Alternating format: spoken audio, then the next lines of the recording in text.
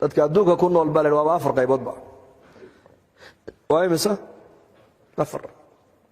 qaybta koobaad waa nin adduunka dusheeda inta la joogo jannu ku jira maalintuu dhintana laakiin naar buu galayaa kow ka labaad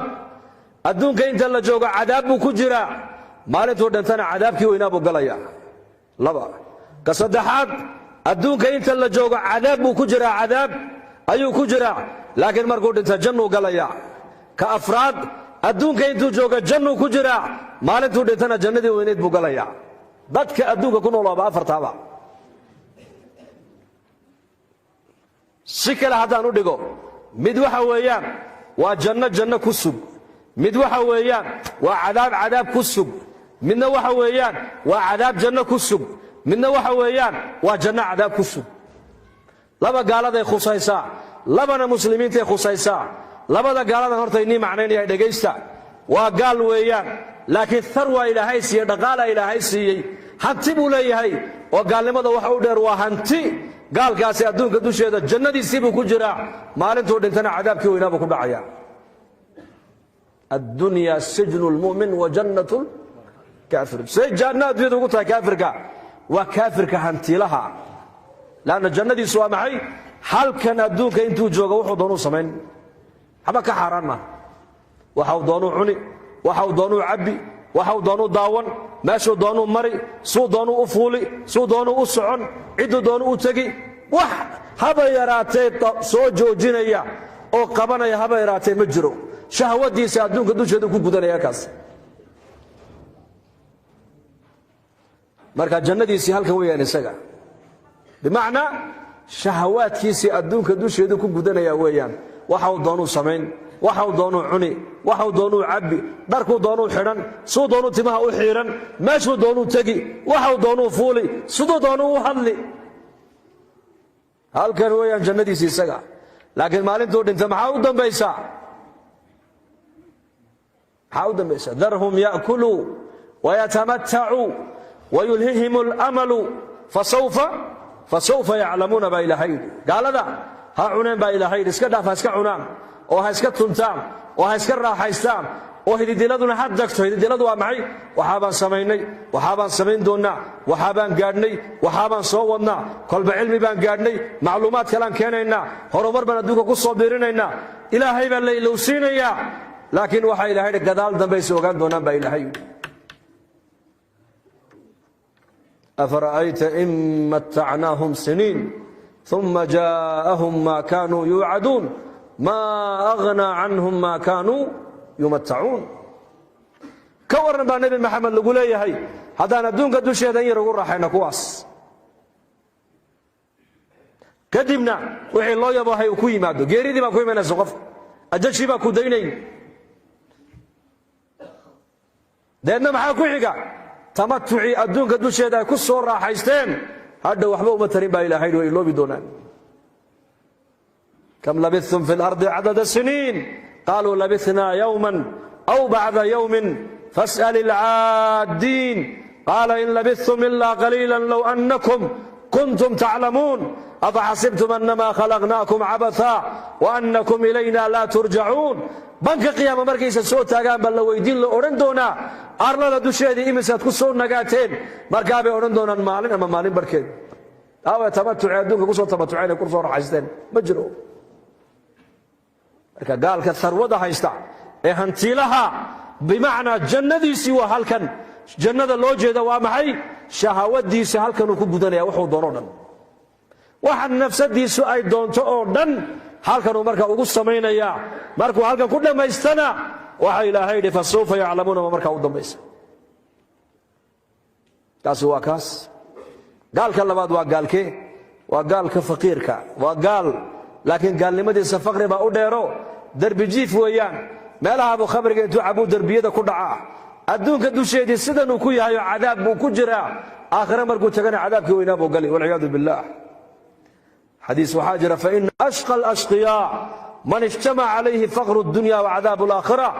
fii shucabi aliimaan buu ku sheegay imaam bayhaqi raximahullah dadka adduunka soo maray ka ugu khasaaraha darani waxa weeyaan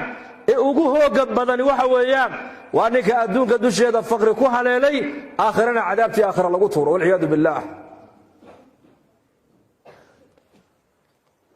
لا بدك له مسلمين تخصيان ومد أدونك دوشي عذاب بكجرا لكن مركو آخرتكو إن شاء الله جنة قال إله رحمة سكب قوسا بينه ومسلم أدونك دوشي الإسلام ماذا كمان رقمه معصبه سكجرا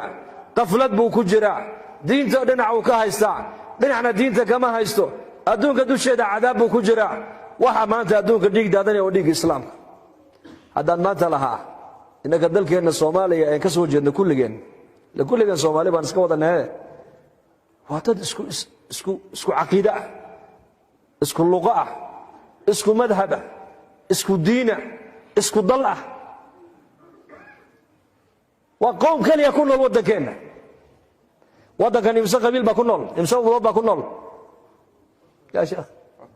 دوري أفرت الصومة واحد قبيل اسكو لين ما دركتين ما هي لماذا إنكم مسلمين وشهادين إن القبيلات اسكو كل مين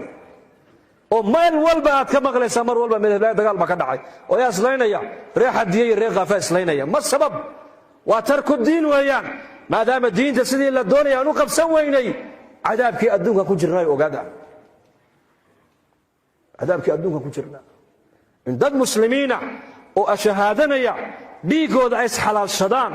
ايس دعان او ايس بوبان او ايس كحد قدبان او ايس حسدان او ايس حنتان oo isdhameeyaan oo qofka kale dhiigiisa uu xalaashado maxaa keenaya waxa weeyaan waa godobta diinta islaamka laga gala lagu dhaqmi waayay markii diintii la baran waayay la isku xukumi waayay laga shaqayni waayay lagu dhaqmi waayay la isku xiriirin waayay ilaahay jalla wa ala muxuu sameeyay marka qulubteeni baa ilaahay markaas ku dhiftay waynaka arkaya wadankan dhowr 40 qowmiyadood baa inagula nool ولا قال الله هذا ليس مجرته نبض بالقوة النولية إنك هنا نبض بالقوة النولة نبض بالقوة النولة ونرزقت كوها يسنا وأمن كوها يسنا ودين تاني سحر الرياضة أنا كوها يسنا ودك إني أكسو جنينا أيضا ضدكين بقول مسلم اسكو أفكري أي وديهنا عذاب أكسو عذاب كسوة قبيل كوا نوع من العذاب ويان لا ترجعوا بعدي كفارا يضرب بعضكم رقاب بعض النبي يقول أنا قد بدأ قال لي بدي بها وقول نقولين أبو رسول كويلي بعد بركي نكلا أو قورت كجر أو ديجي ناس على شتان هذا أركت أمد إسلام شيء نسبة شيء نيسا أو نبنيك كلا ديجي أو حلال شدي حديث قال النبي يقول شيء يا إسلام ما هو حاس قال لي ما دي بدي بلوغ نقول الجاهلية دي وقال عذاب كمركا مسلمين الدين أنا كل من أي كجران دقالك قبيلك كمدا وحوتك كمدا قحا أيا كمدا ومدى سديد الباب جهنم الله فري يقولك قال هذا أوسي سعوتا أيا كمدا وعذاب نوع من العذاب إنه مسلم كويل هذا ما أنت قولك إسلام كنا وضي ما تعلو أو تعليني ما تعلو أو دكتور في عن ملك أو نبت قليا ما تعلو أو أرزاقات ما تعلو أيه أرزاقات إلهي باهيا ولكن يسقوا حيري أرزاقات يورو بيت الله أمنك إلهي باهيا ولكن يسقوا حيري نبت قليا يورو بيت الله عافماتك إلهي باهيا لكن يسقوا حيري عافماتك وحويا لا يورو بي أمريكا بويا الله وحي إلهي لها هاي أظن نسبة السومة هذا تكلم ووحي إلهي كابدا مركا هذيك تذكرني إنك بحي يقولك إنك بحي يقولك وضعوا بحي ودن ما أنت وحن نقرأ بقولك سديتنا أما تضباتا مجتمعين إنك تقويك داينه وقادا إن يرباك النول ما أنت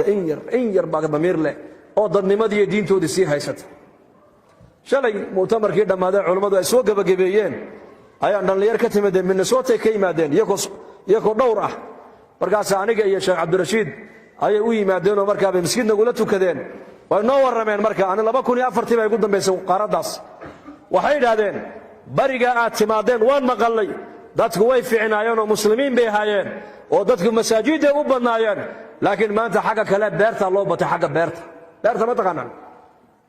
xaga balwada iyo khamriga iyo fisqiga loo batay bay yiraahdeen ee noo soo gurmada noo kaalaya waa dhalinyar waliba qaarkood halka bay ku dhasheen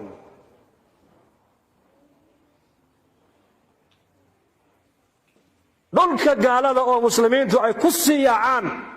waa cadaab ugu ma ha raxmad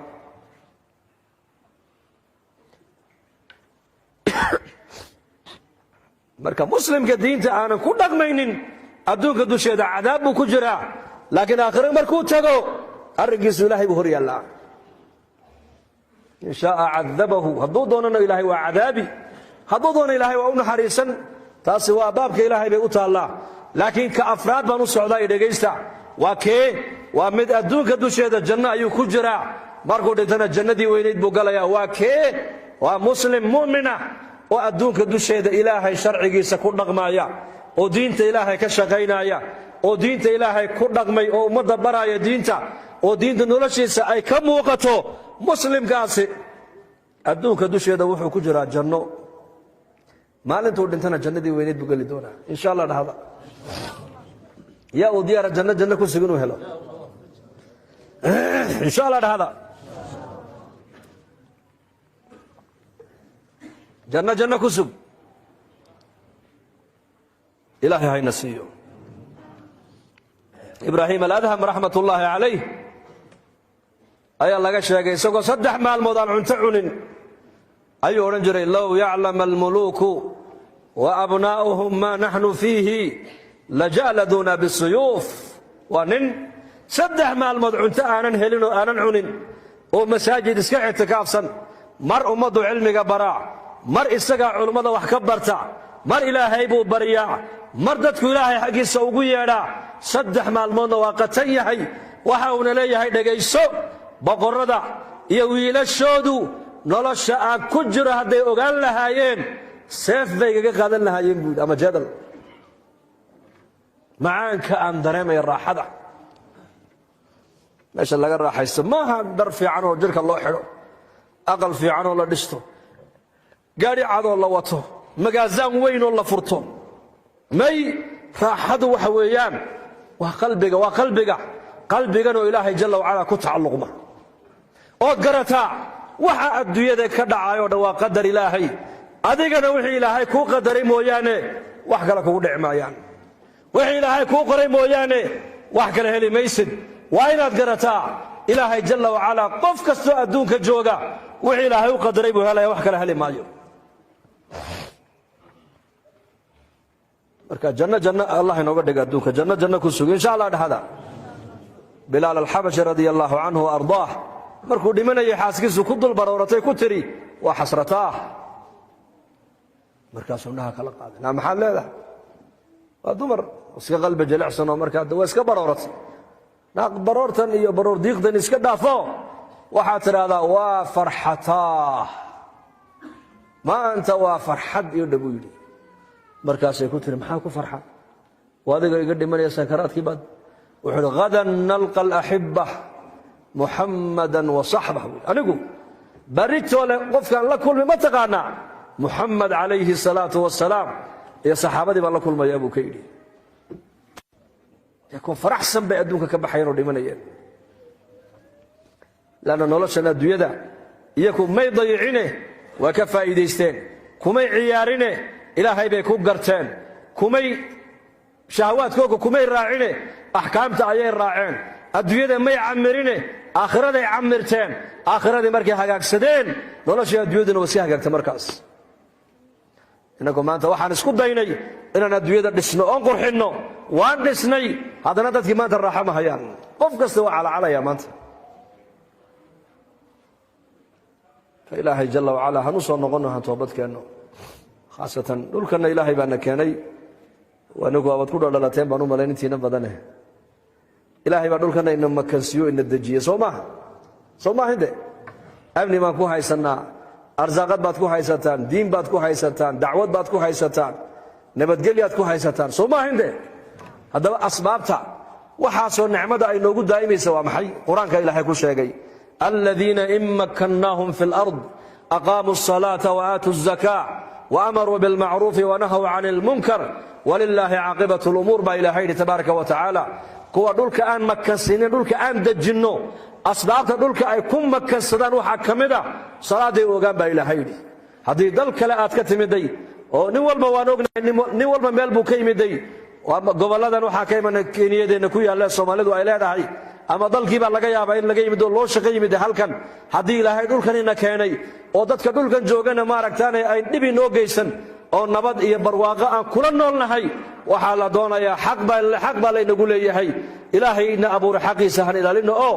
inagu ka muslim ahaan qof bilaa salaadaya dadkeena lagu arkay qoys walba qof bilaa salaadaya lagu arkay aqaamu salaata baa ilaahay salaaday oogaan bimacnaa isaguna waa tukanaya weeyaan awqaadeedii buu ilaalinayaa aqoonteedii buu leeyahay dadka kalena waa u yeedhaayo wuxuu yidhaahdaa salaada ha tukanayna mariya wa aatu zakaata zakadana way bixiyaan buu ilaahay yidhi maalqabeennadeennan haddaad muslimiinta inagula nool magaaladana fuqarada ducafada ee masaakiinta ee mustaxiqiinta uwa zakada haddii zakada la siin lahaa qof baahan oo miskiin oo faqiira laguma arkeen laana tiradinu ma badno muslim kastoo magaalada ku nool waxa uu noqon lahaa hani buu noqon lahaa baahi bini aadan ka kaaftoomay buu noqon lahaa oo sharaf leh oo amaru bilmacruuf dadkee wanaagga faraya dadkan aad la nooshihiin ra'sul macruuf ibn cabbaas wuxuu yidhi waa tawxiidka dadka laa ilaaha illa allah baa loogu yeedhayaa dadka islaamnimada la gaadhsiinayaa dadka waxaa la gaadhsiinaya tawxiidka loogu yeedhayaa wixii wanaagee sharcigiina faray baa la farayaa waraasulmunkarna waa maxay yanhawna cani lmunkar waa maxay munkarkaa dadka ka reebaysaan waxaa la yidhi ra'sulmunkarna waa shirkiga waa gaalnimada kufriga iyo gaalnimadana ummadda waan uga digaynaa on leenahay ka daayo ka toobadkan ilaahay uga soo noqda walilaahi caaqibatu lumuur afartaa khasmadood bay culimmadu leeyihiin waa asbaab atamkiin weeyaan xataa hadday dhacdo dowladdu inay noqoto dowlad islaamiya oo shareecadda islaamka dabaqaysa dacwaddu istaagi mayso bal muslimiintu waa inay dacwadda ka shaqeeyaan wanaag faridda iyo xuma ka reebidda waa inay shaqadaa noqoto shaqo joogtaa oo dowladduna ka shaqaynayso oo muslimiinta dhammaanna ay ka wada shaqeeyaan waa asbaabta dhulka ilaahay nagu makansiinayo ee dhulka ilaahay nagu dejiyo ee ku barakoobayno ee amniguna ku siyaadaayo ee barwaaqaduna xagga samada iyo dhulkaba ilaahay nooga keenayo ibraahim alkhaliil calayhi salaam markuu haajaro soo qaaday ismaaciil ee uu ka keenay quds shariif ilaahay ay noo xoreeye uu 4 buurood dhexdooda uu keenay waa meesha maka ay ku taallo oo bilaabaad oo bilaa biyo ah oo wehelna aanan ku haysan halkaa markuu keenay buu jibriil ku yidhi xaaskaaga dhaadhici waa uu ka dhaadhiciyey faraskii ilmaheedana u dhiib waa u dhiibay baadiyo biyo waxaad u haysa si uu siiyey ka noqo buu ku yidhahdo qudus ku noqo waa dhul qabow buu ka keenay oo beero leh oo camiran oo qurux badan oo dooga oo dadkii ehelkeedoo dhan ay joogaan meesha uu keenayna waa maka waa 4 buurood dhexdood samada mooyaane xataa dhulka lama arka baa layidhi wahdi lagu dhaadhacayo qofku markuu ku dhaadhaco baa layidhi buurihii iminka waa la baabiiye berigaa buuraha unbuu qofku arki jiray samada mahayna meel kale qofku uma bannaana baa layidhi halkaasaa nebi ibraahim lagu yidhi xaaskaaga haajarana dhaadhici baadiye biyo waxaad u wata siiyo u dhig ilmaheedana u dhiib kana noqo adiguyo hana soo daymoonin hana la hadlin baa lagu yidhi hadday kula hadasho uu sii jeestay markiiba haajara hadashay ibraahim wuu istaagay ma halkan baad nagaga noqotoodna dhigtay annaka madaxuu u ruxay maxay ka dhigan tahay haa weyaan nacam way fikirtay waa nebigu amar alla mooyaane amar kale kuma socdeen malaha waa la amray dee allahu amaraka bihaada halkaa inaad aniga ilmahaygana dhigtood nagaga noqoto ma ilaahay baa ku amray ها إشارة إلى نعم إذن لا يضيعنا بكتر مربع هذه أمر الله هلك أن نقول كنتون نجت سكتي لما تضيع أي أسرع نقول فلان نسكت صعب بكتر هوين إذا سيله وتقنا كبرنا هوين كان وحال الربع ذاتك تاريخ ضد الذهب كإلهي وكربي حديث صحيح النبي قالوا نوجا ورمي إن تكون ضيعتان وإلهي كحد نعتان oo mu'minad noqoto gabadhu guri joog noqoto oo dhasheeda diinta ku tarbiyadayso ibraahim calayhi salaam markaa uu dhaqaaqay khalaas jabalu abi qubays buurta leeyahay markuu gadaasheeda uu ka wareegay oo gartay xataa hadduu soo daymoodana inuusan arkaynin ayuu xagga beydka ilaahay soo qaabilay baa leeyahay markaas fi suurati ibraahim waa ka ilaahay quraanka ku yidhi sheekh aydi rabbana إني أسكنت من ذريتي بواد غير ذي زرع عند بيتك المحرم ربنا ليقيموا الصلاة فاجعل أفئدة من الناس تهوي إليهم warzuqhum min athamaraati lacallahum yashkuruun. halkaa buu ka duceeyey, soo jeestay, yaa allah reerkayga halkaasaan dhigay buuhi, halkaa beydkaagii kacbada xajar alaswadka meeshani beydkii ilaahay ee xurmadda lahaa inay tahay nebiyadoo dhan baa yaqaana. duufaankii zamankii nebi nuux adduunyada ka dhacay ayaa daboolay baa la yidhi, wailaa nebi kastoo adduunka yimaada baa la yidhi halkaa uu soo qadsan jiray oo ilaahay buu ugu dhowaan jiray, ku soo cibaadaysanayay. qaarkoodna kutubtu waxay dhigaysaa ummadahooga marka la halaago maka intay yimaadaan bay ku cibaadaysanayeen, dabeedna halkaa bay ku dhimanayeen. ibraahim calayhi salaam wuxuu idhi halkaasaan dhigay, haye meeshaas zaraacad male, welibana beer male, beera male, waa dhul kululoo engegsan, biyo male. rabbanaa liyuqiimu salaa, ilaah waxaad ka dhigtaa kuwa qoyska halkaa aan kaga tegay kuwa salaadda ooga ilaahu ka dhig buu yidhi. salaaddu waa diin, salaaddu waa cibaara can iddiin bay culimmadu leeyihiin. qofka diintiisa meesha laga gartaa waa salaadda weeyaan. salaaddu waa asbaab altamkiin. ibraahim calayhi salaam qoyskiisii waxa ilaahay ka dhigay qoys salaadda oogaya, dhulkii baa ilaahay dejiyey kana waa ka maka noqotay. marka innakana dhulkan ilaahay baana keenee hayaanan ku qancin maaragtaanay cibaadada keliye, culimmadeenna han isgarab taagno oo dacwadda han isku taagno, oo qofka muslimka, gabadha muslimadda iyo inanka muslimka intuba diintan xil baa inaga saarana. insha allah innakuna diinta dadaalkayga hanu guntanno, han ka shaqayno. oo dadaalka diintu wax adag ma aha. adigu waxaa laga rabaa gabdhuhuna gabdhaha inay ku dadaalaan, ragguna ragga inay salaadiyo khayrka ugu yeedhaan, ubadkeenna inaan madaarista keenno, culummo ka dhigno, oo ubadkeennu innaka ayna dhaamaan.